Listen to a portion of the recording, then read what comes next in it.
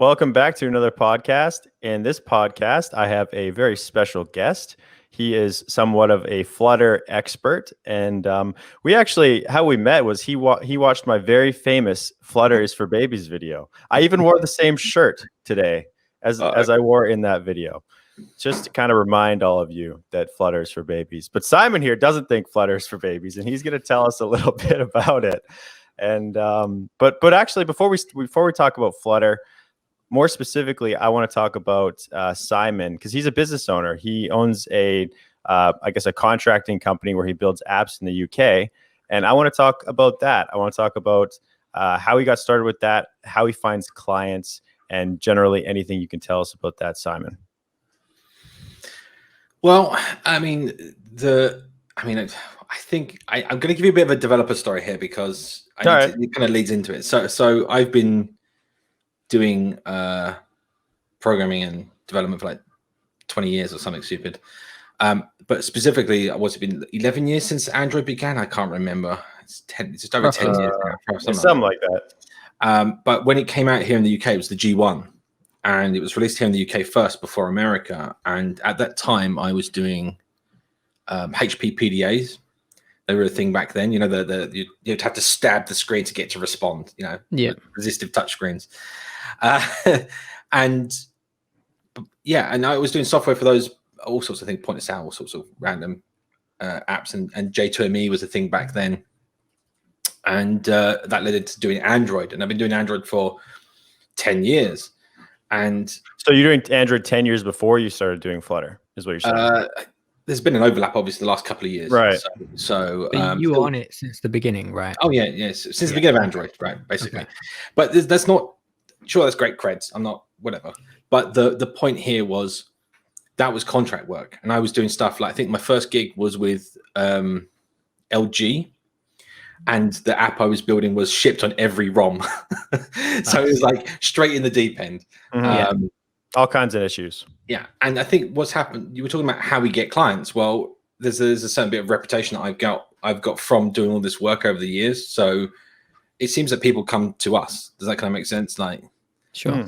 So because you've been around for so long, that was kind of just what happened. Yeah, I think that's the main thing. And then 2015, I set up a company with a few friends, and it was the idea of I was contracting out at the time. And when you're doing this contract work, it's fine, you know, doing contract work for large companies.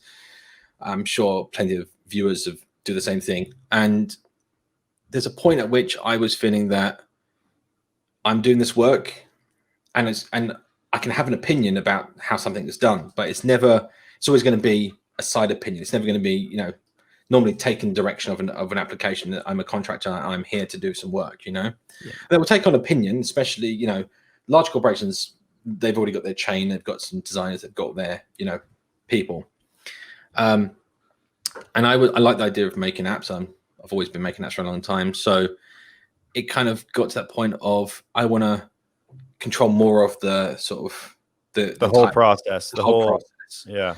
Like have input and design. I because of the knowledge I've gained, I'd be like, no, you don't want to do it like that. You want to do it like this. Don't have a burger menu over there. You know, no one can find it. Whatever the things were at the time, and that kind of led into doing lots of the start up a business and doing these apps for lots of. I mean, the clientele has been mainly startups, and we did some stuff for some internal apps for things like Samsung and a few other big companies. Mm-hmm. But for the main part has been sort of lots of startup work or work through. So another piece of work that's out there, freelancers probably know this, is like digital marketing agencies. So a lot of them have one-off apps they're trying to do for some marketing scheme or program, or for some big client they want to rustle up something.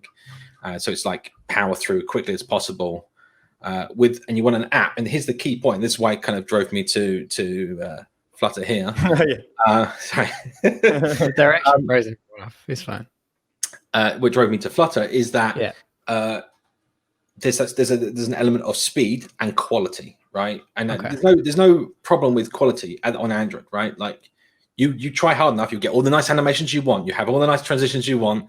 Yeah. It just takes forever right? It really Yeah. does. Yeah. I'm like, I think if I was trying to do some, when I think it was activity transitions when they came out. I can't remember. It was a while ago. And I spent 3 days just trying to get this one transition to work and keep the status bar color and the navigation colors right and like exclude those. And this it was insane. And then it's like, I don't think anybody can argue with you there. It takes a long time. Yeah. I mean, it's one of those things. So my journey into Flutter was I literally was an Android developer. I'm in the situation that I think you guys might have been in or are in at the moment, which is, what is this cross-platform piece of rubbish, right? Like it's just another one of these cross-platform things that's just, it's never going to be as good as the platform. There's all this other stuff, and that is the question always. Yeah, all these reasons, right? All these reasons. I could list them all, and I was there. And what's kind of interesting is 2 things came along. One was so as an agency, we were invited to Google's headquarters in London. There was like an agency developer day conferencey thing. I can't remember what it's called. It's a really long day name anyway. And one of the Google developer relations team was up on stage talking about Flutter. And they actually went through how it's different from these other things under the hood, all the details under the hood, how it works. I was like, actually, it sounds like a good thing. This sounds really interesting. Let's go. Well, we'll go try it out.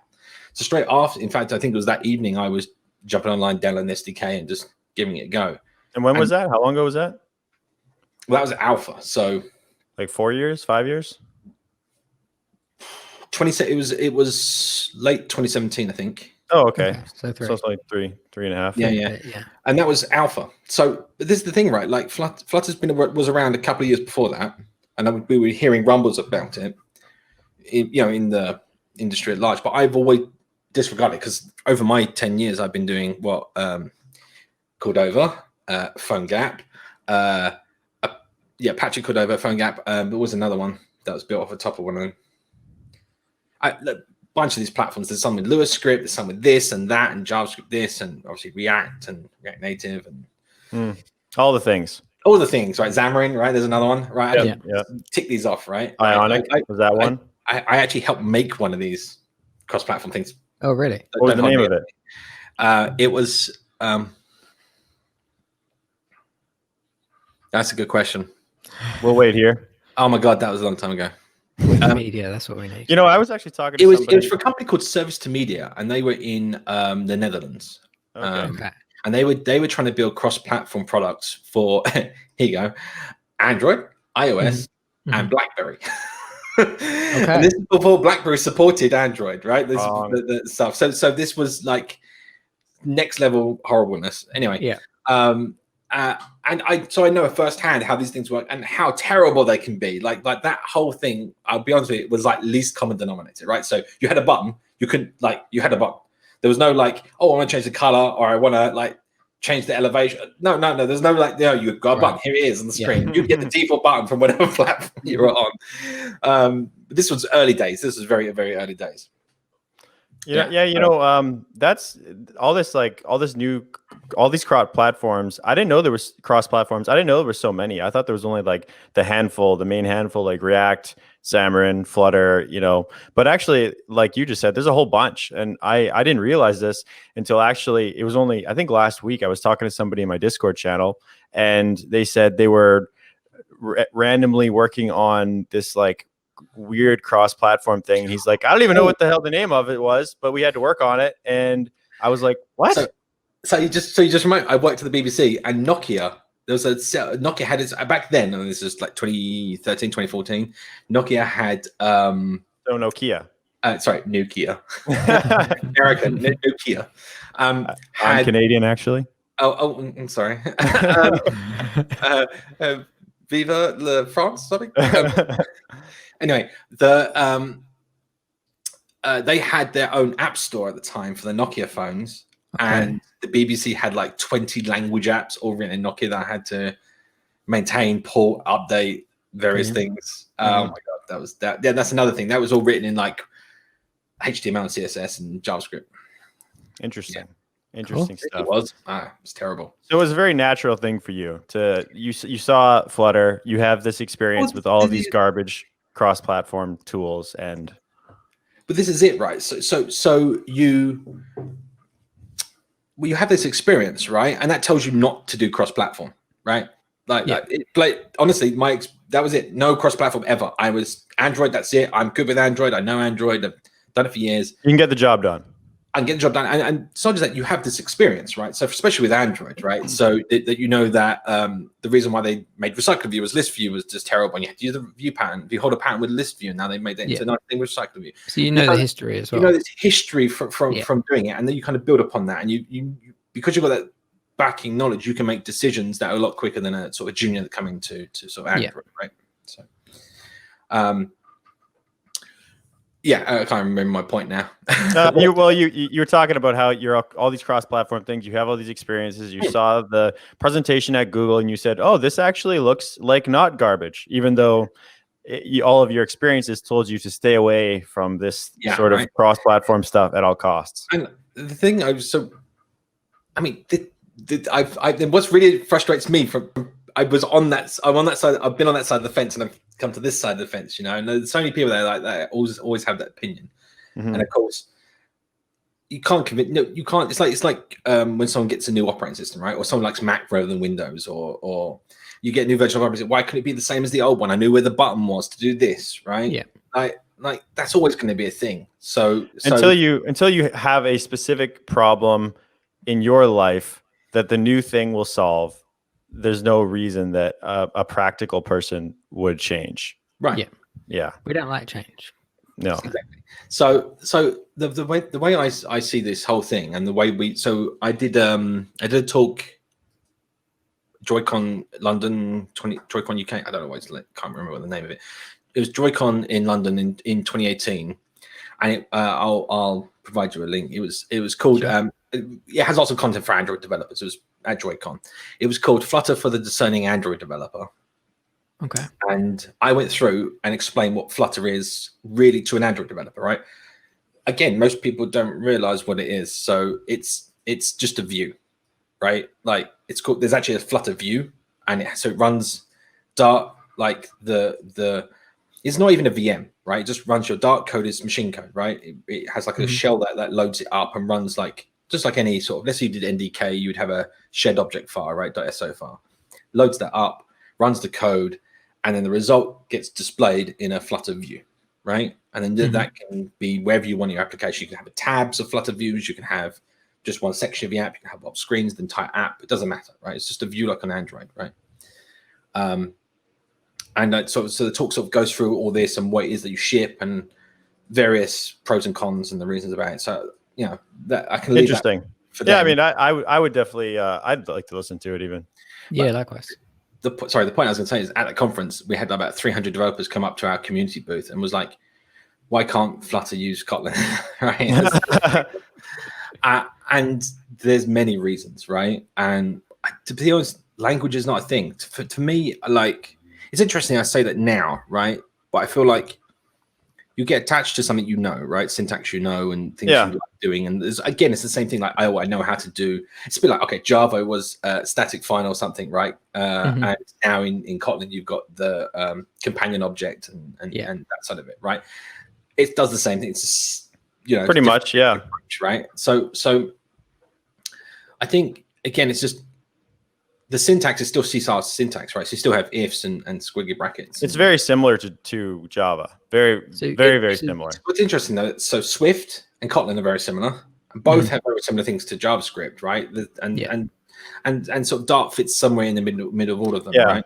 I would say, between Java and Kotlin, that would be like where Dart is, somewhere in between them. Yeah. So does that make it a worse experience than Kotlin, but better than Java? If we're going from Kotlin was everything, Java is not. Okay, so let me just bang something on the wall here. There's a package called KT Dart, which gives you Kotlin lists and Kotlin everything and Kotlin. We have extension functions. You just extend everything, and you get everything like the Kotlin way, right? I mean, didn't know that. Cool. So that's done by Pascal Welsh. Is GDE for Flutter. I think it was GDE in web before Flutter. But there's the problem here is, I mean, I think we all know that from the history is, you know, Android runs Dalvik bytecode, which is compiled from Java bytecode, which is compiled from Java source, or any other JVM based language, right? Yeah. So that's where Kotlin comes in there, right? And there's other things along the way there, but at the end of the day, is it ends up being a DEX file, and that's what your the Android runtime interprets and runs and executes. You're above my head on this stuff, but I'm recognizing some of the words that you're saying. Okay. Yes. Well, wait a minute. Right? But the point here is some of that you lose. What Android's been fighting against from day one, right, has been originally you'd write Java code, which was Java runs Java bytecode into Dalvik, right? And some of the optimizations they made were revolutionary at the time, right? So things like there's normally a set of things you would do, like I don't know, create a object with 3 parameters in the constructor. That's a very common pattern in Java. I don't know. I'm just picking that out of the air, right? Sure. So they would make one opcode, one byte in the instruction set, do that full action. Does that kind of make sense? So rather than having to say push parameter, push parameter, push parameter, construct object, push class name, something, there's a lot more instructions there. They would make, so that's why it would be in like Java bytecode, but then in Dalvik bytecode, it's like 1 byte, right? Right. So that was a big optimization then. Yeah, and then they also did things so like Java. Java uses a stack-based system where you have to push and pop parameters and variables and everything, right? Where Dalvik actually uses a register-based system, right? So you actually have a register, what's called a register space. So it's a set of, imagine like you've just got like a table of pointers to objects, right? And they are your registers. And then basically at any point, the compiler, when it compiles, it knows that this one's free or this one's been used by something else. So all the things that you would do along your when the code gets executed along your sort of execution path, it knows what the most frequently used objects and will have them accessible in the registers to your application. Oh, so when it compiles it's very quick, rather than having to push and pop memory, because stack-based memory is inherently slow. Like it was a benefit when CPUs were slow. Now CPUs are fast, stack memory is slow, right? We'd rather allocate huge globs of memory and use them as like arrays and everything. Like that wasn't a thing back when Java first came out. Like you didn't have the memory, right? It was like kilobytes, not even megabytes, right? Right. I mean, was it G1 64? Do you have 60 mega RAM? Was it 64 mega RAM? I don't know. It was like tiny, right? No idea. I was born in 1990. Oh dear, I'm trying to. Anyway, so back to the point was coming back to sort of Flutter, right? So this, to me, that's kind of been the evolution, right? They've been improving, and now you've got you had the I can't remember what the Android runtime was called before. It's called Art. There was another name for it before Art. I think it was just Dalvik. I can't remember. Now it's called the Android runtime, and it does JIT. They went through a phase? They went through an Android release of AOT, so they would ahead of time compile the entire application, right? So you'd ship your DEX, and then when you download it, when your App Store downloads it, I don't know if anyone remembers this, but when you download an app from the App Store, well, you might remember this. This is in recent years. You download an app from the App Store, and when it says installing, it will take forever to install. I don't know if anyone remembers this. I actually had iPhone before I had Android, and I only got my first Android 4 years ago. So definitely not me. It took forever, and that was basically what actually was happening. Was it would run the compiler on the device, so it would actually compile your DEX code into machine code, right? Oh, that sounds like a terrible idea.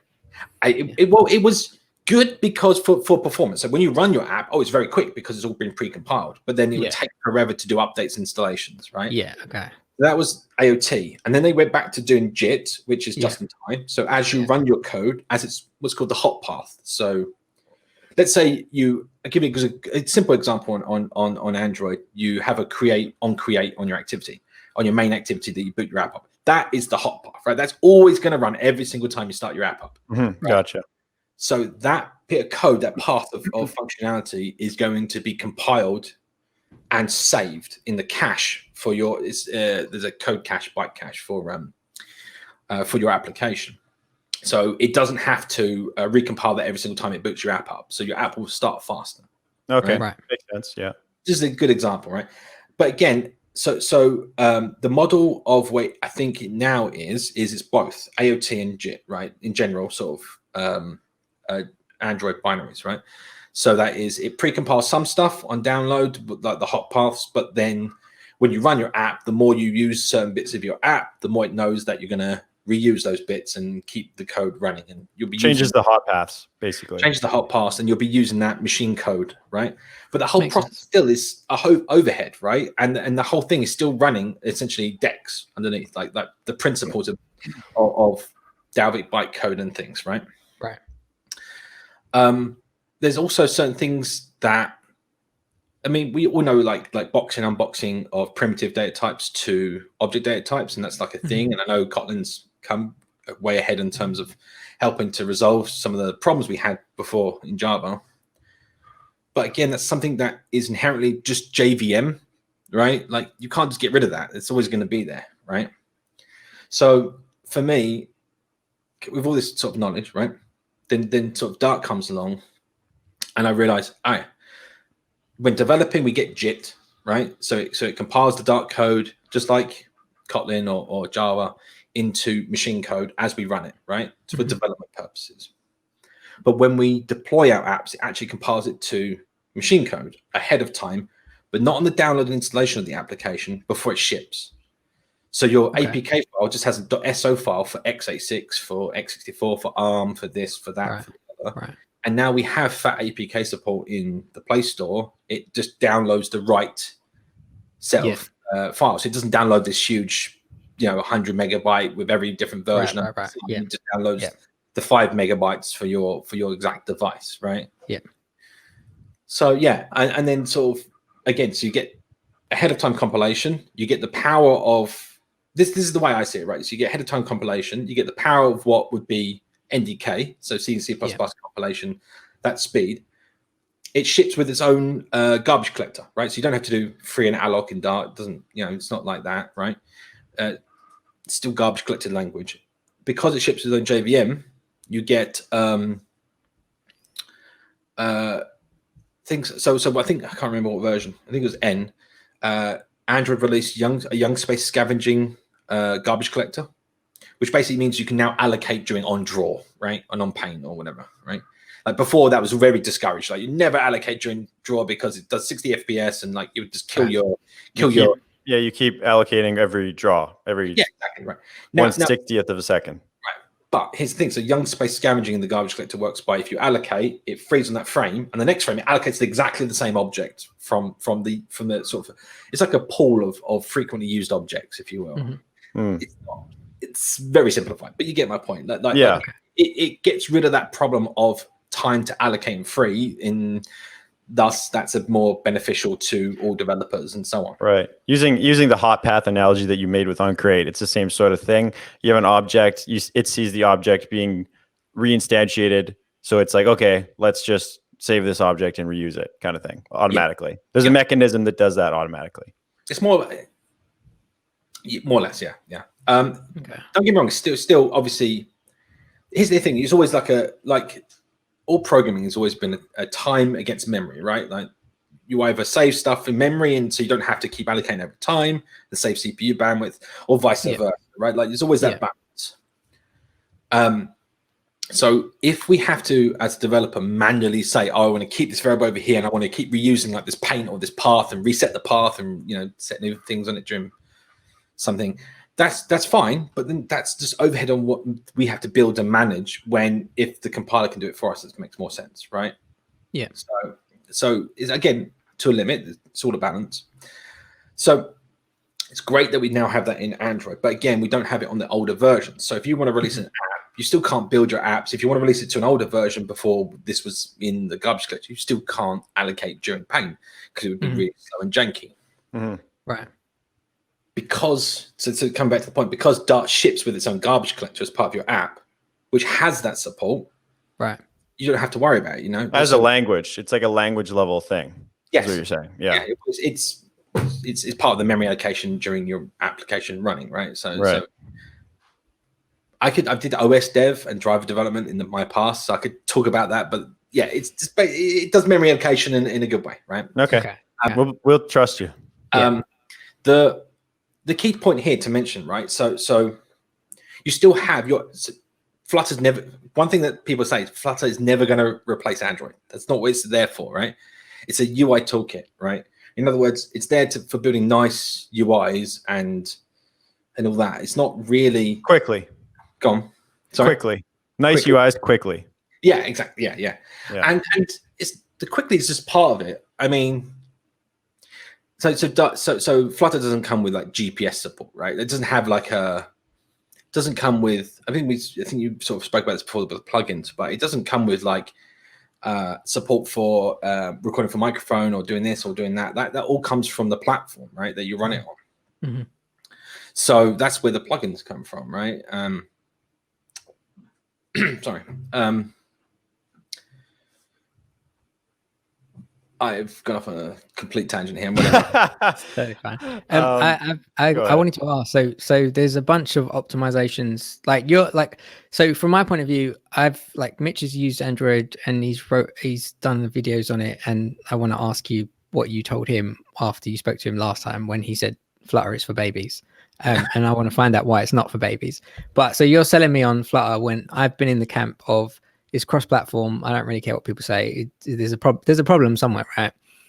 So I have two questions, which is one, it gives all those benefits for Android, but if you go cross-platform to iOS, what does it do on that front? Okay, so then there's that, and then the second point. No, I had I've gone off my train of thought the same way that you just did it as well. It sounds like you're trying to add. We should talk about, right? Go on. It sounds like I got it. So the second point was I got it. So the first point is what benefits does it have for iOS? So there are some, is what you're saying. If you want to elaborate, that's fine. But before you do that, the second point to that question is, if there's benefits for Android and there's benefits for iOS, then where are the drawbacks? Because they have to be somewhere, right? This is the question I asked him. I'm like, where are the drawbacks? So I remember having the same question myself, and I honestly, I mean, I'm gonna say this, right? Like I'm pro Flutter or something, right? I'm completely biased in this opinion, right? You got the banner behind you. I've got the banner. This isn't like always hit. This is Flutter London. This is from our meetup that we run. I can't even read London. I just see Flutter. So I can just see Flutter underneath. Just underneath. Oh yeah. I can see the last few letters. You're reflecting it anyway. Yes. So the same benefits really. So you have to remember that whole approach of let's just take cross-platform. Just come back to that point because this matters for iOS. Mm-hmm. So back in the day, Java was brilliant, right? It was at one point brilliant, right? And that was. It actually was quick, like on the hardware. It made sense at the time. It just hasn't moved with the times, but it made sense at the time. And it made cross-platform possible. Before then, you were writing in C++. You'd have to call all the OS APIs for Windows to make a Windows app, all the ones for Mac to make a Mac app. You would have to do it for your browser. You have to do JavaScript. And you'd have to do all these separate things in all these different languages, and it was a massive pain. We've come further forward, but it's still the case, right? We know that doing cross-platform with JavaScript is not a good idea because inherently the way JavaScript works is it just doesn't work and it doesn't interact well with the base platform. So you always have to. The term is bridge, right? You have to cross a bridge, right? So that is whenever you want to do something with the native system, you have to cross that bridge. So example is, let's say I want to say create button display in the middle of the screen, and I'm two operations, create an object and move to this position or something. I don't know. Right. In JavaScript land, you would cross that bridge to tell the shell that runs your native app to create a button, an actual Android, button object, and then to move it and to do all these things, right? But the actual logic is sitting in JavaScript, right? Mm-hmm. Okay. That whole paradigm is basically how all cross-platforms essentially work, right? You're trying to take advantage of the platform's native features, because to do it any other way means you have to do all of the UI yourself. And that is inherently impossible before Flutter, right? So in terms of no one company had expertise in design, expertise in graphics rendering, expertise in all these other areas, and then sort of Google's managed to come along and say, oh, we did Chrome, we did this, we did that, pick some engineers from here, then everywhere, and bring them together to come up with the solution that we have now. Right. And that's moved the rendering barrier. So because the app renders everything itself, you no longer have to cross that barrier to do anything with the UI. And so because the UI side of this problem is solved by Flutter. Yeah, and that's full 60. I mean, I've got on my Pixel 4, I get 90 FPS out of Flutter, right? So you get your full frame rate, right? You get all that sort of benefit, all your animations, and you don't have any. Again, another. I could go on forever, but I just want to carry this point across. We got time. Yeah. Well, I will carry this point across then. So, example of the animations framework. How many animation APIs do we have now in Android? I think it's 5. I don't know. Quite a few though, for sure. Right, and they're different for every like kind of component too. Right, so, exactly. Right. So you just suddenly you have this. You had the original animations, which had like, I think it was like after, and save before, which like save where it was on the screen before, and it was crazy. And then you had like the one that came in honeycomb. I can't remember, but that improved animations again. And then I only know the newest ones, like for the transitions. Motion layout is a new one. That's like the newest one. Chet Haas and Romani Guy both worked on the graphics again and animations and improved it again. Then we got the release. I can't remember what release it was. I think it was. I don't even remember anymore. We got the fragment transitions and activity transitions and all this kind of stuff, and they're all vastly different. And they're all like there was actually a point. Also not great either. Like even when activity transitions came out, that was not as smooth as the video that they showed us. I will say motion layout is pretty excellent. Like compared to the other animation related things that I've done, motion layout is pretty excellent. Right. And this but very different than everything else. Right. But this is the thing, because it takes it on board itself to do it all, right? But again, you couldn't use motion. Here's the thing, you can't use the principle of motion layout to cross activity boundaries, right? Like it's a view, it doesn't work that way, right? Yeah.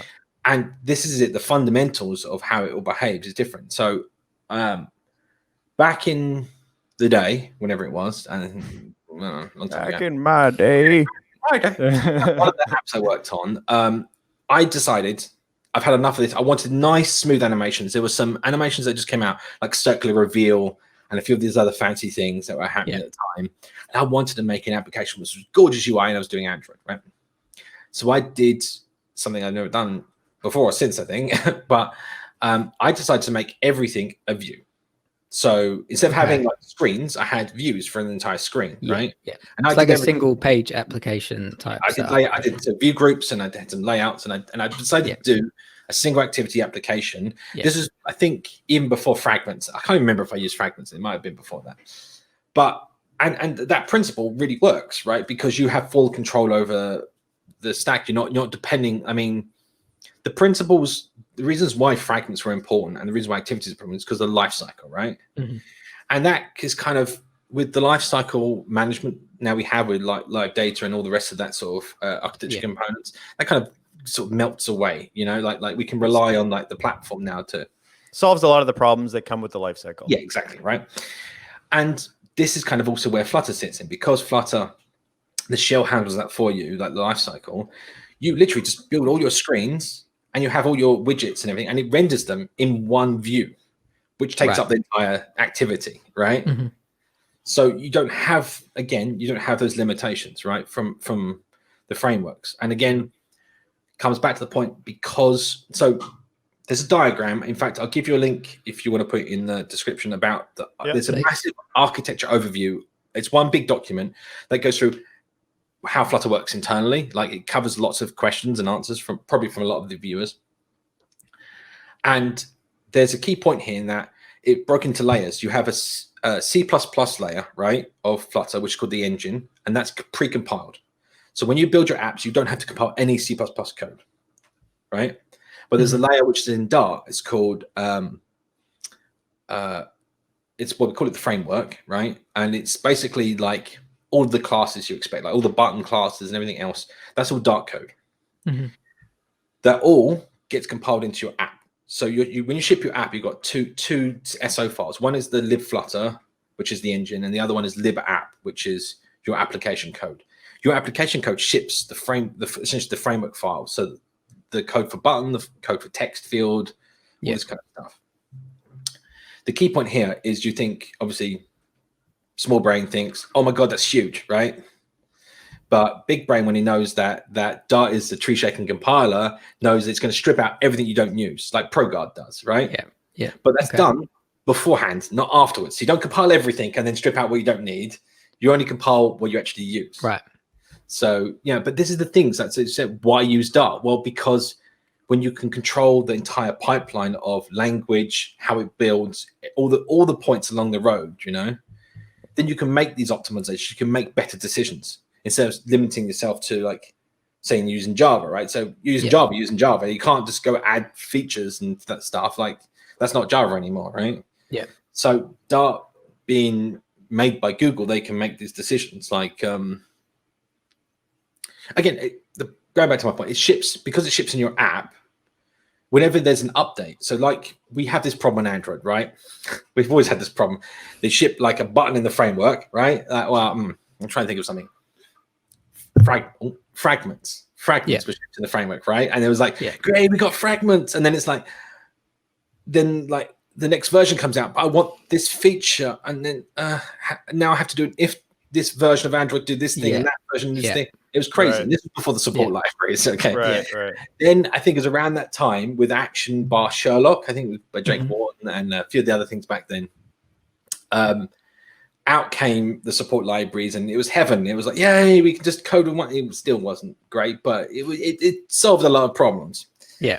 And then obviously Android X now and something's gone further. I'm sure I had a point here. Well, originally, I think his question was what's the drawbacks? The drawbacks of like, generally, but then also more specifically about iOS. So do you know So this is the point, right? So because it ships, right, you get the same benefits. So because it ships the runtime as part of your app, so you've got the framework, you've got the engine, you've got the garbage collector, all that, because it ships as part of your app. It doesn't. So it ships to both platforms. Those benefits are shipped to both. Not just both, all platforms. All platforms. Okay. I got you. Flutter supports Windows, Mac desktop, Linux desktop, iOS, Android, and embedded.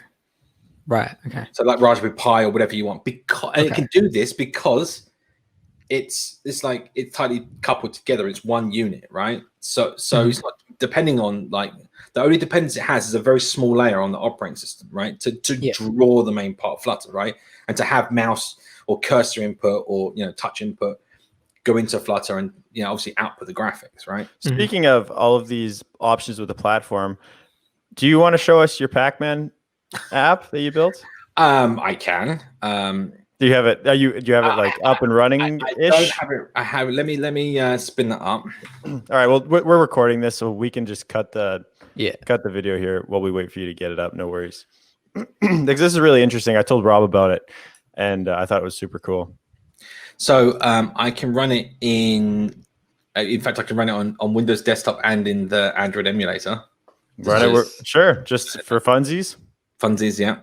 Okay. This hasn't been released. This is all just me messing about. But Simon, well, tell us about how you got into this kind of thing, because we talked about it when we were chatting.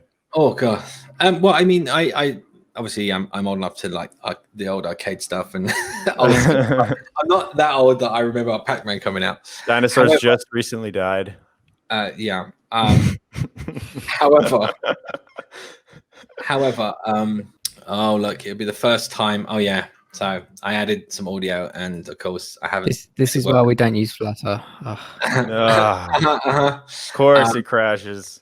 Let's actually, it's because I actually implemented audio for desktop, and I didn't. So not because it's Flutter.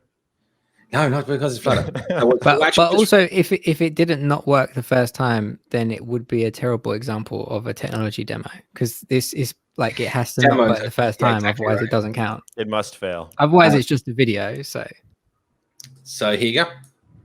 So this is that's the test sequence. This is the original. So let me explain what we actually have here. Okay. So this is the original game ROM from the original arcade machine running at I think it's 4 mega. And you know what? I've got it here. Emulator. This is what I wrote anyway. 3 megahertz. Right, so it's running at 3 megahertz at 60 FPS through Dart, through Flutter, and in this case on Windows, but also do it on Android, right? Yeah, and you can see here this is working like that. Well, I can give myself some credits and do one player, and then we're playing Pac-Man. We're playing Pac-Man, and I can mute the audio, but yeah. Cool. Very cool. And like that, that can scale. That can, there's no limitations there. Yeah. Very cool. And I mean, look, this obviously is doing web. It works on web as well, but I probably broke that recently. I'll tell you what I will do right now though is if I simply comment out my Windows audio stuff. This I could have actually kept this running. Because of the hot whatever it's called. Hot restart, yeah. Yeah. So if I nuke that and now decide to run this on my emulator. So it's called iPhone, my emulator, because I've made it's Genymotion. I'm making it use the same resolution and density as an iPhone. Okay. Oh, okay. And then when I run my Flutter apps, I can actually run them with targeting iPhone UI. And I see. Exactly like it would do on iPhone. So right. Nice bounce animations and all those fun things. Gotcha. And there you go. So I just commented out, and there you go. So that's the same thing. Running on an emulator. Yeah. Just like that. See, I think that's very cool. That's very powerful. Really cool. Yeah. Right. Yeah. And this whole thing, let's kill it. The actual so this is like the menu, right? It's like 90 lines. The actual emulator. So this emulates the original hardware. So lots of stuff to do with RAM addresses and pixels, and I won't go into it. Mm-hmm. This is the stuff that you learned when you first started programming, right? When you were just a boy, just a young boy. Yeah, 397 lines. I mean, line count doesn't mean much, right? But this is the point. And then I've got the original ROM data. I chucked it in arrays just to be quick about it. But you could load it from disk or load it from assets or wherever. And then the main display is like a widget that just essentially executes the functions from the emulator and displays on the screen. So what, like 500 lines of dark code, Yeah, pretty cool. Awesome. It's pretty cool. Yeah. I gotta say. Yeah, last time after I talked to you, for those of you who don't know, because I never actually said this, but last time me and Simon talked, he actually contacted me because he saw my Flutter is for Babies video, and he wanted to tell me that Flutter is not for babies. And I don't know what your objective was, but anyway, he contacted me, and we ended up talking for like 3 hours, and he was telling me all these things, and I walked away with definitely a new appreciation for Flutter, for sure. So I wanted to bring him on here, and maybe you guys would change your opinion about Flutter. I don't know. I mean, I'm on the fence right now. I'm not trying to. This is the thing, right? Like, I don't want to change anyone. All I want, if I want one thing from this whole thing, would just be try Flutter, right? Because the thing is, at the end of the day, it's like that whole thing. Like, a lot of people say, "Oh, I don't do the cross-platform thing," but then they've even tried it, right? Yeah, a lot of people have been burned. I think that's why it's like there's a lot of garbage out there, or things that have caused a lot of problems, and it's like, do I really want to go in the pool again? Yeah, exactly, right. I'm not sure. But then also to that point, because still, Simon, not to pressure on that, but still, I haven't heard one drawback yet. There has to be something, right? So you were talking about this is the problem I've got because it runs on top of the current system, right? Because it runs on top of Android. Anything you can do in Android, you can still do with Flutter. Right. Anything, right? Yeah. Now, but a couple of things. Okay, this is what I'm looking for. All right, go. I'm ready. So a good example of this is because of all the rendering done in Flutter, if you want to use an external library's custom view, so let's say Google Maps. Now you can use Google Maps in Flutter, that's been solved, right? But I'll give that as an example. So Google Maps is always like a black box external to your application. You include their library, you say make a Google Maps view or fragment or whatever, and it's there on the screen. You have no idea how that whole thing is drawn and how it works internally. That's a black box. So when it comes to Flutter, how do you get the native view, that native Android view of Google Maps in your Flutter app? Because it doesn't use native views, right? That's inherently the problem, right? Now, in most situations, you're like, well, I would just do it in, like, find the version of that library for Flutter or Dart or whatever, right? And just use that, hopefully. When that's not possible, or you're using some third party that just doesn't support Flutter, right? Yeah. you can still use all their libraries. You can still use all of their stuff.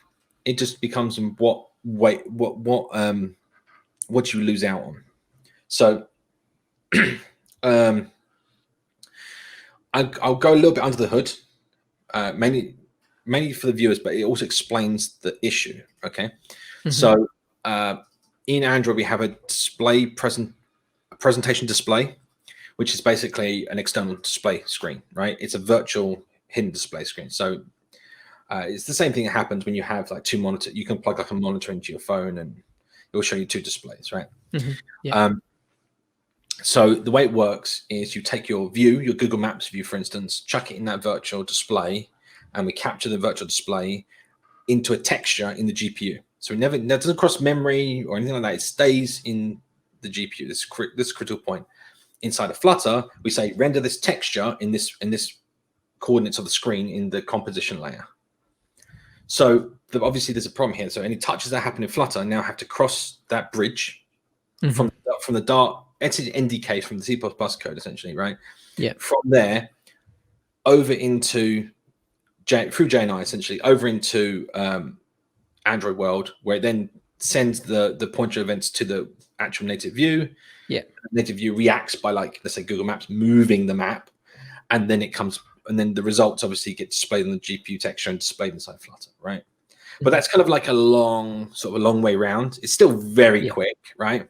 And there's no lag you get in that at the moment, right? But it still makes it difficult, right? So if you ever want to implement something that is from an external provider, you need to build that wrapper yourself. You need to build, it's called a platform channel, but you need to build the bit of code which actually crosses that bridge and hosts the view, right? They give you all the components, right? But obviously that's a difficult thing to do for anyone new.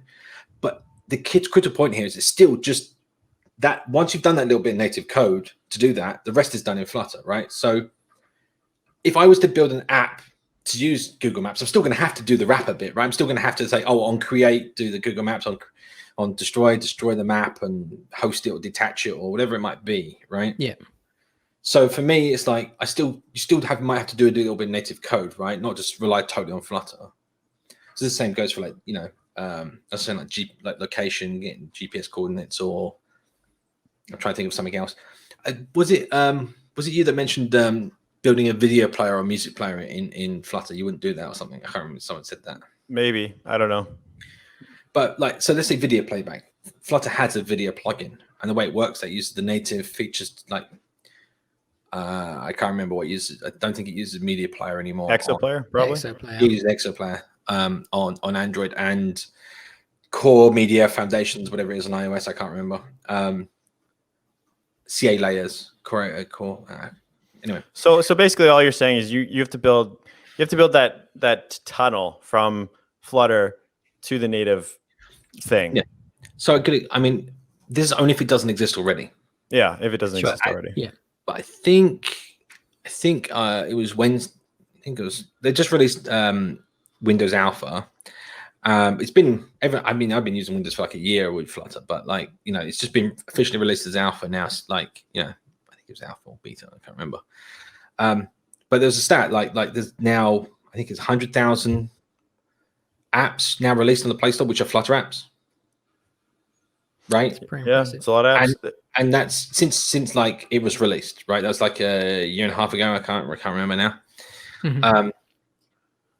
And I can't remember what the growth rate is. It's something silly like. Yeah, well, last time we talked, 20,000 apps a month or something are being released with Flutter, right? This isn't a small thing. Like, this is not like, Last time we talked, that was right when that new graph came out. I think it was on Stack Overflow or something, and it was like Flutter overtook like all of the other cross-platform things.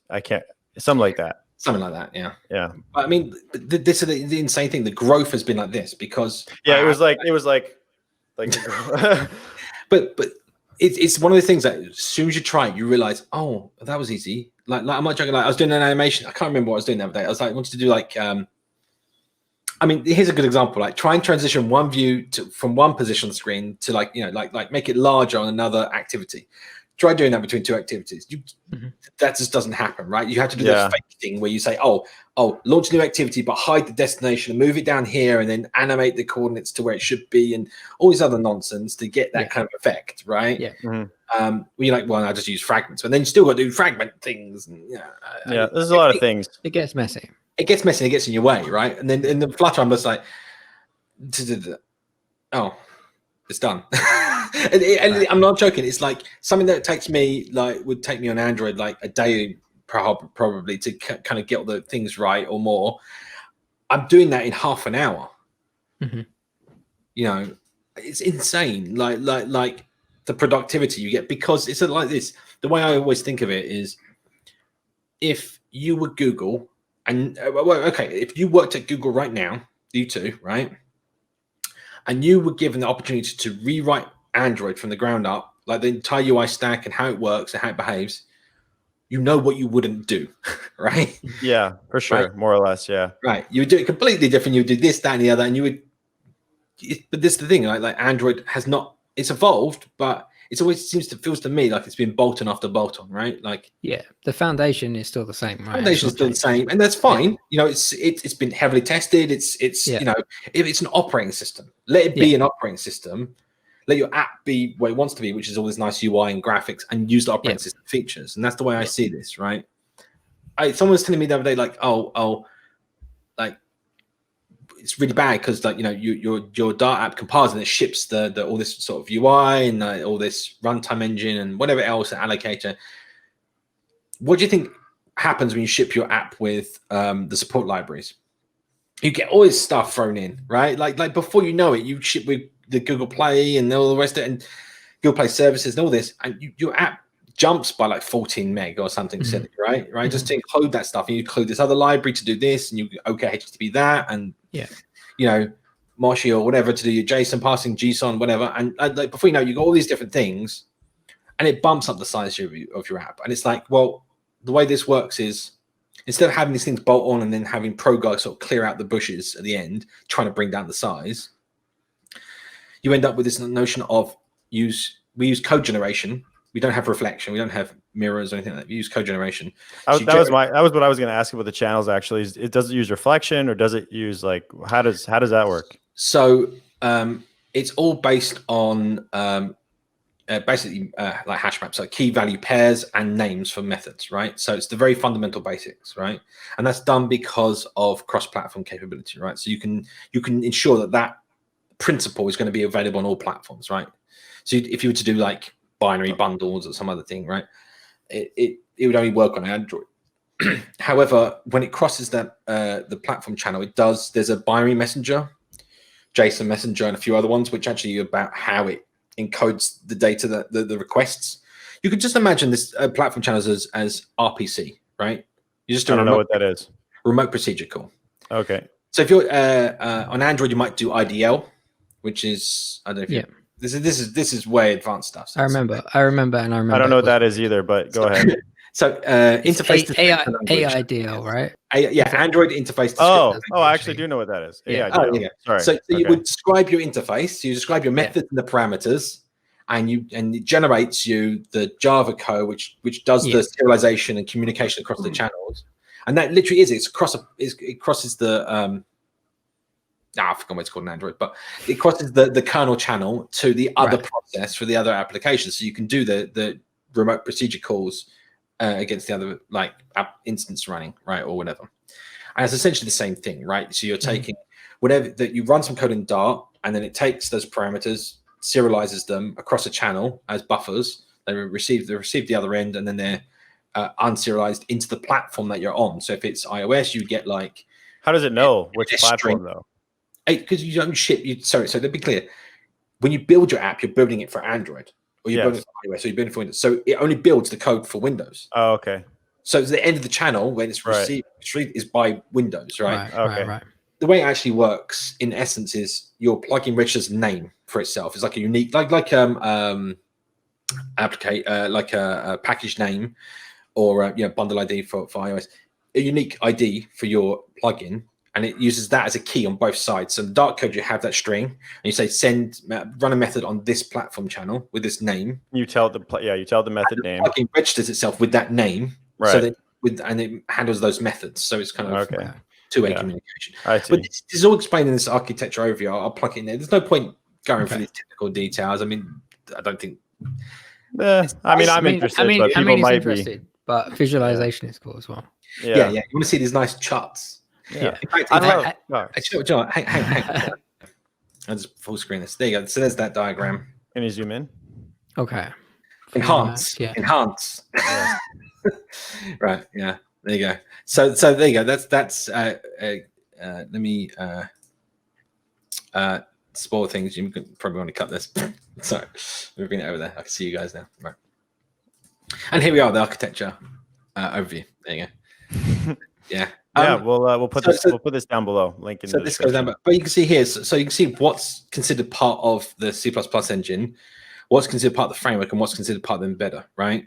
Yeah. So the engine there has got the Dart runtime management and frame scheduling and frame pipeline rendering, system events, text layout, platform channels, right? And then on top of that, you've got the Dart framework, which is only the bits that you use are included, right? So that's Material Cupertino, which is like Apple looking widgets, and again, you're not limited, right? You can. I think people are a bit. I think there's that whole aspect of what happens if the button doesn't act or feel exactly like a platform button? That's always been a thing, right? Yeah. It's not going to be the same. They just. I mean, you say that, right? But then when they. I'm trying to think. Like, you don't actually build an app with a native platform look and feel, right? Like yes, you've got material design, but that's material design guidelines. That's a design specification. And then if you're building an app for a large corporate, they have their own design people and design guidelines and specification. So that doesn't really hold much weight. And then the look and feel, like scrolling behavior, that's matched, right? And you can choose to do your own, and it's not difficult. And here's the thing, right? Because we come from the native platform, you go, oh my god, to make my own like algorithm for bouncing or for scrolling and for doing this, it's like, oh my god, that would take forever, and that's hard work, and I don't want to do that, right? But it just honestly, it's ridiculously easy to do those things.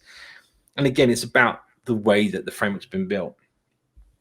The interesting point here again is, like, let's say one of the big decisions that came up, I think it was it was beta before the main Flutter release, and there was a question that went out as part of this. By the way, it's quarterly surveys they push out to the community to get feedback.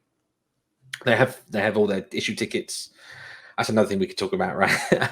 Issue tickets and chats and all sorts of other various ways of communicating. But they do this quarter survey. One of the questions was breaking changes. What do we want to do about breaking changes? And they're completely allowed, right? But the point here is they are announced. They're a part. They're on. They get told that they're going to break and change. There's a whole procedure. Mm-hmm. But the point is, we're allowed to have them. It's not like maintain backwards compatibility for 10 years. Right. That's what we don't. What we don't want is to be another Android in that sense. And then that sounds bad, but we all know Android has its faults, right? And we don't want those faults in the way Flutter does its UI. Right. Again, it's never going to replace Android. It's not designed to replace Android. That's not a thing that's going to be, right? Yeah. The best option for a developer is still to know some native code on both sides, and Flutter is a good option in a lot of cases. That's what it seems like to me. For me, I got to the point. So coming back to the business thing, where we did it because iOS developers were expensive. And doing stuff for startups don't have the capital to just suddenly invest in a very good sort of contract to iOS developers to do this work. And I can do iOS dev, and I can write C++ code and all the rest of it, but I'm not experienced with all the APIs, so it would take me a lot longer to produce something that's detriment to the end result. So again, Flutter came along and was like, oh wait, we can do it in this, and it works on both. That's brilliant. That solves the problem, right? Mm-hmm. So are you pretty busy then? Like, you're like full time just giving her. Yeah. It was quite funny because when lockdown happened over here in the UK, I saw everyone around me was like, oh, we can get to sit back and watch Netflix and catch up on our TV and movies and everything else for like a month or whatever it was that everything was properly shut down for. Yeah. On the other hand, I was just flat out, and never stopped. People I was working with flat out. It's like never stopped. And how many employees do you have? So we only have the 2. However, we do lots of have contractors and stuff. So cool. And that varies. So that'd be based on project. I think the max we've had at once is probably 7. What's the biggest project that you've worked on? Like in terms of time to complete, I guess. In man hours. In man hours, but in Android or in Flutter? Let's say both. So that's the thing. So Android would have been BBC. So I worked at the BBC doing BBC News. And I built so BBC News before when I got there was I think it was like 9 categories of like 8 stories each. It was like this carousel of, and you tap on a story and you get the full like news article, and that was it. You had that. There was no searching. There was no nothing. You were just these categories and these articles are the current ones that you can look at. Right? It was atrocious. And I was brought in to prototype a new notion of being able to access all the content that BBC has in its data servers and all the rest of it, right? And so I produced something, and that was when Ice Cream Sandwich came out. I think it was early days. But I spent 2 years there as a contractor. I think it was just under 2 years. I can't remember what it was. Wow, yeah, that's a long one. Yeah, and it's like a full-time job, basically. That you got. Well, it was, but it wasn't. So I was brought in to do the prototyping originally. Then they brought me back after a period to come back between those 2 years to come back and do. It was like a couple of months later or something to actually produce the app. And I was brought on as just another Android developer, and then I was senior developer, and then I was tech lead, and then I was trying to manage iOS, Android, and web, and all the multi platforms and everything. Fun times. But yeah, no, that was, I think that was a slog. But that was good. Like because then the end result when that was released. So we did a beta, and that was actually when the beta feature just came out. The Play Store, I think it was. Oof.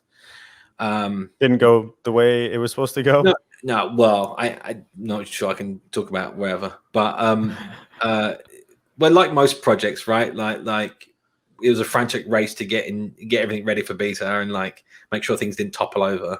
Yeah. I think at that time the server we had, I had a prototype server I built, which would take data from across different systems internally and produce the output the app needed, and give you caching and all this other fun stuff. And that was done in Java, terribly, but we were doing the apps in Java, so it made sense at the time. It was done in Java, and there was a Spring. It was Spring as well. Anyway, it was an interesting thing, but that got completely before release. The next whole phase was get rid of that, and actually they have a whole team of backend engineers that came in and took my prototype and my spec and produced the actual thing. Okay. That would scale because they just started. They have a cloud infrastructure, a whole thing with the DevOps and everything, and they just went ahead and produced it to scale across their systems internally and all this other fun thing. So then, what about Flutter? What was the longest Flutter project you worked on? Longest Flutter project I worked on. And like, how many do you do per year? Just out of curiosity. Well, this is the thing, right? Like, so the thing that depends on. So it's got more and more busier for a start, right? So right. I think the first year was probably just 2 or 3, but they were like, 6 months each. Probably no, maybe one of them was a bit less. I think the first one was a hotel booking app, so like booking your room in a hotel. And the company had I'm not going to say names. I'm not trying to advertise. They had a system where they would produce an app for each of their main hotel brands. So it was like a white label product they would rebrand for each of the distributions. And that was one of the very first ones. What else did I do? Oh, the list goes on and on. It'd be the time I did a pet adoption app. That was an interesting one. Adoption. Yeah, so you could basically, so these shelters that have pets, they can put their pet adoption. I thought you meant like human adoption. No, pet adoption. So okay. It was they basically all these shelters can subscribe, put up their photos of all their animals, and then people can. It was basically like Tinder, like the interface, like swipe left and right. Tinder before Tinder. Yeah. No, I don't think it was before. I think it was after. It was totally stolen that kind of concept. But it worked for that's what they wanted. So that's what they got. So when these companies come to you, this is the question that I was curious about: is are they coming to you because they want a Flutter app, or are they coming to you because they want 2 apps and they don't care how it's built? So originally it was always about Android, so build an Android app. Okay. And then we started doing apps. I did. There's a ton of apps anyway. So we did an app that was native on both platforms. That's what we were doing beforehand. Right. Anyway, one was that was for booking into lounges at airports, airport lounges, for business lounges, that book into those and seeing where they are and what services they have available and all that sort of jazz. Anyway, sure. So you were saying so they mainly came for Android, and then it was like iOS, and now we can do both. And then Flutter, I picked up as the CTO. I was like, no, we looked at Flutter. This is brilliant. This is kind of start picking up more work. So more of our work shifted over to being done in Flutter, and now everything is. Okay. And it's more of a case of, as I said, like all the benefits that it brings, and the clients don't care what it's built in. They don't. Okay. That's what I was getting at. Yeah. More of the clients we have now are want it to be done in Flutter. They come in because we do Flutter, right? Yeah. Yeah. Right. Whereas in the interim, it was always about they just want an app, and then when you can make an app very quickly, and you can do it with fancy animations, it looks great, and it does exactly what it says in the tin, and you did it in like really quick, and it's good code, it's clean code. Yeah. Why wouldn't you want that, right? Yeah, it doesn't really matter at that point. I mean, the big obviously the big drawback at the very beginning, it's not like it was, especially in the industry now. But when Flutter was beta, this was before it became released. The concern obviously is maintenance, right? So things like where are we going to get Dart developers from? We're going to get people that do Flutter from, and this, right? But that's not it's gained so much traction, and so many people have been working with it. It's no longer that case, right? Like you can go find anyone. Like there's hundreds and thousands of people now that do. That would definitely be my concern. If I was a business owner and I was getting that, my first concern would probably be, what happens if I lose you as the developer? Can I find someone to replace you? What's kind of interesting about this is I found 2 things over the is it 2.5 years, 3 years nearly, I don't know, that I've been doing Flutter for. The 2 things I can tell you is bringing on juniors. That come out of like university, like the people that have done Java and whatever at university as they teach, as they Python and teach languages and such. They pick up Flutter like just straight away, no problem at all. Dart and Flutter, like just because they've got no preconceptions, right? Like they'll just pick it straight up and they're straight in and super quick, right? Like the path for a developer that's coming. Intermediate advanced, developer from Android or iOS is definitely harder, right? Because you're coming with like those notions of what's an activity. There's an activity. We don't have activities, right? So what do I do instead of an activity? How do things behave and work, right? So you're always, when you move from one to the other, you're always going to be coming with those aspects of how do they relate? So what's an activity? What's a fragment in Flutter, right? Those don't exist, so you'll be barking up the wrong tree for a start. But this is the problem you're going to get when you move from anything, right? And there's always going to be that sort of bump, right? So it's just, I said, just like getting a new operating system, like where do they move this button to? Now, once you're used to where the button is, you're fine, right? But it's always about getting over that initial hump. Once you're over that initial hump, it's like smooth sailing, and then it's like, then you start doing things like, I want to do this, and then you're like, I just did that. That would have taken me ages to do this other thing, or it would have been really difficult. And it's like, and again, like the materials, Flutter teaching materials are just like there's thousands and thousands of articles.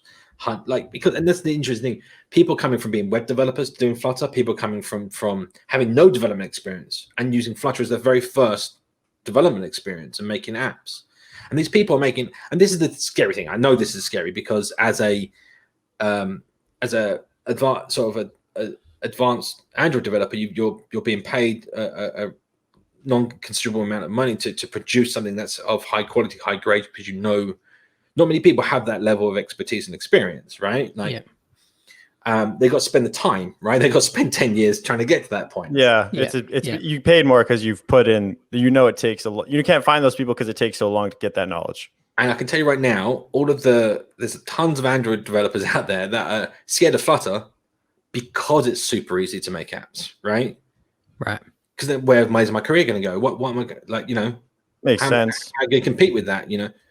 But the thing is, here's another thing, don't fight it, join it, right? In terms of like learn it. And then if something does switch in the industry and go, oh, now we're going to do a ton of stuff in Flutter, or the majority starts going in that route, or who knows what's going to happen in the future. I'm just picking things out of the air here. But then you're ready, right? Because you know what you can do. You really can learn it quickly. Like I spent a month on Flutter and I felt pretty comfortable. Like I felt like I could build pretty much anything that I needed to build. This is it, right? And it's only when you start, and again, I think it's super. Again, it's the hot reload, hot restart, right? So whenever you're doing anything with the UI, so it's not just UI. Again, code is so be clear to anyone that hasn't tried Flutter viewing this. You write the UI in code, right? It's not like in Android when you want to create a view and then you need to set its parent and you need to set children and do all that, like build the hierarchy yourself and like manually, like it's just horrible to do it in like manually like that, right? Obviously we got there's other systems now, but you get my point. Like you wouldn't do it manually in code in Android. You'd always use the XML, and it's complete the sort of converse. With the declarative UI and the different approach, then it makes sense to do it that way. Oh, I mean, sorry, another Android thing, and I'm going to mention it now. So sorry, you've lost your chance to the thing about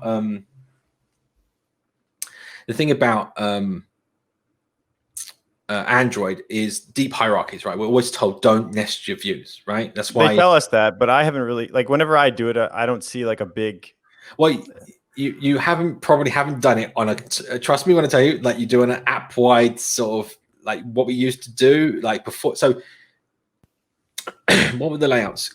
So you got coordinate layout, linear layout, relative layout, constraint layout, and motion layout now. Oh, but before constraint layout and coordinated layout, we had linear layouts and frame layouts, and you would heavily nest linear layouts, but then you'd have this multi-pass thing happening where you would have to satisfy the constraints of the children. You would have to relay out all the children multiple times over, right? So it had to be twice. But then if you have a nested linear layout and a linear layout, then it's 4 times on the second level. And if you had 3 levels down, it would be 6 times the third level deep has to be relayed out for one layout pass to solve the layout. To get everything in the right place. Right? Yeah. And this is why you don't nest, right? Like the whole thing, it's not just those layouts specifically, but in general, the amount of objects and the way it works and the recycling and reconstruction of objects, it's just very bad idea. So constraint layout came out to solve those things. This is still the same sort of problems in iOS. They've got different layouts, but the principles are still the same. And it's mainly because the UI architecture has followed the principles of all UI architectures before, since like day one. I mean, this notion of having a widget or a panel of your screen and having children, and it's a tree sort of structure, that's been around since the very first days of UI, right? That hasn't changed at all. And also that kind of notion of, you're drawing on the surface of your parent, so you can't draw outside the bounds of your parent. That's another sort of principle from way ago. Flutter doesn't take that approach, right? So you'll have widget hierarchies in Flutter of like 100 widgets deep, and it will cost you like 0 in terms of like performance, right? Like it not 0, but The cost is low. The cost is low. It's dramatically low, like 2 orders of magnitude less, right? And mainly that's because widgets, it's done as the declarative reactive UI approach, where you got different 2 widget trees, right? So you have the widget tree you're declaring, and then it does a diff. Like this is like React. So there's a diff and knows that these widgets have changed. It only updates those widgets, right? It's kind of like that approach. Flutter does it differently. It has 3 trees. In fact, I'll bring it up. If I share my screen, here's one of the graphics and things. There's 3 trees. So you have the widget tree, the element tree, and the render tree. And this is literally what you see here is exactly 1-to-1. So you can see there, like, container has a component element, but a container has no render object for the screen. Do you see that? Yeah. So what you've ended up with is 4 render objects out of all those objects on the left or right, and so on, right? So you can see that, like, the render flex has 1 render image and render paragraph, which is for the image and text. It's actually the raw image and rich text underneath, but they're hidden. The row is the render flex on the right, and you can see the relationship here. Now, widget has a 1-to-1 relationship with element most of the time. A bit more complicated, but I won't go into it. And what that is when you rebuild your widgets, like you have a build function. When it rebuilds the widgets, it will reconstruct that tree, and it will keep all the elements that match. And it will, if you change the parameters, for example, the container has a child of colored box for its background color, right? And that has a property called color. And just so you set it to red, then on the element tree, the next build, you say it's yellow. You have like a if condition, whatever. And what it will do is it goes to the render object, that second render object in the tree here, and sets the color of that render object, render object element to yellow, right? And that's it. That's all it does during build. Right. It doesn't recreate any objects. So the widgets are because of the young space scavenging, widgets are reconstructing, like, it doesn't matter if they're doing every frame, like, they can happen all the time. It's not as heavy because they're not like in Android. I think it went up to like 16,000 lines, 20,000 lines of the base view class. I can't even remember what it is now. It's huge. Right? I don't know. It's absolutely massive, right? Okay. Where these things are like classes of 5-10 lines, and all they do is hold attributes. The widgets are literally configuration for the elements. Okay. Right? They hold. So essentially, it's like for like. Whatever you're changing, however that gets conveyed, is like for like. So if I change the color, the only thing that's updating is the color. Yeah, exactly. So you're not rebuilding all these widgets and it might be what you see in the code, but that's not what's happening under the hood, right? Yeah. Well, Simon, I only wanted to make this podcast go about an hour, and we're at an hour and a half now. So I do want to cut it off, but I want to ask you a question before you go, because this is something that I'm curious about, and I know a lot of people are curious about. I don't really understand. You know Jake Wharton, I'm sure. Yeah, I've met Jake on many occasions, bought beers with him. Yeah. Okay. Why does Jake Wharton say that Flutter should fail? What is his? Why does he say that? I got into quite a heated debate with him at one point about Flutter. Well, then great. Let's hear it, because I don't understand why he says that. It seems like a nice tool to me, you know. At the time, he just moved to Google. Obviously, I think it was it's a while ago. But I think, the points that he made are completely valid points. I mean, like, things like, why are we doing, like, for example, and these are all valid points. I'm trying to dumb this down. I don't want to, like, get into too far of a technical thing, because we'll just be here for another hour, right? You got 5 minutes. 5 minutes. So give an example. So an Android, a view group or view has a display list, right? That's like that. We have the render tree in Flutter. It's the series of commands that's sent to the GPU to render the screen, right? So like draw a line from here to here with this color, do this, do that, to the others. Things that you do in Canvas, like those operations. They're all sent to the GPU, and then it renders it in a frame, right? Just like a game, it renders everything for that one frame of graphics on the screen, right? Yeah. Now, the reason why we actually do that, by the way, is again to cross the bridge from CPU to GPU. If we were to send every pixel for the screen every second, so every frame for a second, we would spend probably like 3 gigabits of bandwidth to transmit like 1 frame of HD graphics for 60 FPS, right? It's ridiculous amounts of data you have to send.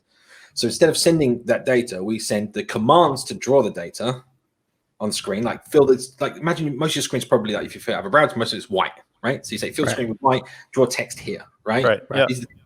You send them over to the graphics. You send the instructions instead of the graphic. Right. So this is exactly. So the point here that he made to me at the time was why, when we've got Android and it's got all this stuff they've done and optimizations they've done with that pipeline, and they've done all this performance stuff and they've done all this work, right? And they've made it stable and all this. Why do I want to just go to this other thing that's fresh and does it all itself and might have bugs in it or anything else? And that's a valid point, right? But at the same time is, why do I want to stagnate? Why not get something fresh, right? And the other thing is, because it ships from my app, if they fix a bug, like let's say I ship my app today and then they go, oh, there's a bug. All right, I'll just download the new version, build it and send out a new app. I'm not waiting on the operating system, right? I'm not waiting for a new release of the OS to get these benefits, right? Or waiting for users to update. That's a good point. Well. Yeah. Right. So for me, it's about that barrier. That barrier has moved. It's always been a problem, as I said earlier, with the support library. Like, shipping the OS, it takes forever. You ship it with the app now. That's the whole point of the support library. You don't have fragments from the OS anymore. You don't use them. You use the support library fragments, right? So Android X, right? But the same principles are involved. You try and ship as much as you can in your app now, rather than shipping it from using the OS components. Yeah. So it's just taking that to the next level for me, right? Like it's saying, like, render it and do that. And then, if I so far, they've spent, I think it's about 5 years now building the Flutter engine and like bringing those kinks out. At some point you mentioned the other day, I'm going to pick this up right now quickly. Issue tickets. Someone said like there's 5,000. I don't even know how many now, like issue tickets. Yeah, more than 5,000 for sure. Right. But the point here is like people go, oh, that's 5,000 bugs that Flutter has. It's like, no. First of all, how many dupes do you think they have, right? When people just openly make bug tickets every day, right? Also, they're not bug tickets. A lot of them are like feature enhancements, or I don't like the way you do this, right? Do it this way, right? There's tons of discussions on there. There's tickets that have been around a long time just discussing general things. The point of how many tickets there are is about how active it is, right? Like how active the community is. Everyone's loving it. I mean, how often do you find a bug? How often do you file a ticket with any sort of repo? I mean, 0. Come on. I do, but only because if you've got a vested interest. Let's say you're using right. Let's say you have using HTTP and suddenly you found a bug. You're like, oh well, I might fix that bug, or I might do a workaround and post it up on an issue ticket and bring that back to everyone else that's using it, right? But it's like, how often does that? It's not even a bug. It's like, let's say you wanted a feature enhancement, or you can make something slightly better by giving like a KTX change to it, and it would be better if we did they released a KTX library which improved some ways that we use their library or whatever it is. Not necessary, just like you could do it, sort of thing. Right. But then, so you might make it, if you were interested in that thing, you might make an issue ticket that says, oh, please do this, right? That's the kind of thing that we see a lot, right? So Jake, to answer the question, Jake, he says that why waste all of these resources that have already been used? Yeah. That's basically it. Well, essentially, that was, from what I remember, that's what it was. And it was, again, like you've got all these engineers on the Android team doing all this stuff. And again, it's, for my ideas, it's not, we're working on top of that system, right? Like, without the system being in place, Flutter wouldn't be a thing, right? Yeah. It's not an operating system, right? So. It's not got that level of, it doesn't require that level of stuff. Right. Okay. Well, that was interesting. I enjoyed that. I could definitely talk for hours. So I'm sure. No problem. We could do it again if you like. We should definitely do it again sometime. I think I want to challenge you guys. I want you guys to try out Flutter. I've already done it. Mitch has done it. Mitch has done it. I have not. Rob, have you? No. Okay. I know. You've convinced me to go and try it, so I am going to go and try it, and I will definitely let you know what I think. I think that's it, right? I want to hear your questions and opinions and everything else after trying it, and then I mean, what you said makes sense to me, because I totally would approach it like, oh, how do you make activities, and hey, oh, where's the coroutines? Because I only know what I know, and I'm trying to translate it. But if I can try and clear my mind and just look at it as like, just build Flutter stuff and not worry about how it translates. UI stuff that's going to blow your mind. It's not like the back end, coroutine stuff. That's all. It's all very similar to what you do already. It's it's the UI that's going to be like, I'll give you something. Coroutines. We've got async and await. So you just mark, like you have suspend and await. Yeah, right? So you mark the functions being async, and then you can await on that function. Okay. It's literally exactly the same. All right. Then I'm going to try and make some super complicated UI app, and I will let you know how it goes. If you have any questions, reach out. I will for sure. Yeah, awesome. I'll point you at the right places to look. Yeah. Cool. I might, I've never said this on video yet, and I was trying, but I think I might do my next Android course with Flutter. I think I might. Nice. I'm leaning heavily towards it because it's I'm interested, and it seems cool. It does solve a lot of especially the UI stuff. The UI stuff is like the Android UI stuff. You described it perfectly. You could spend a day, spend 2 days, spend 3 days on a thing that it should be simple to do. It just never is. Simple. And then with Flutter, my experience was it was very simple.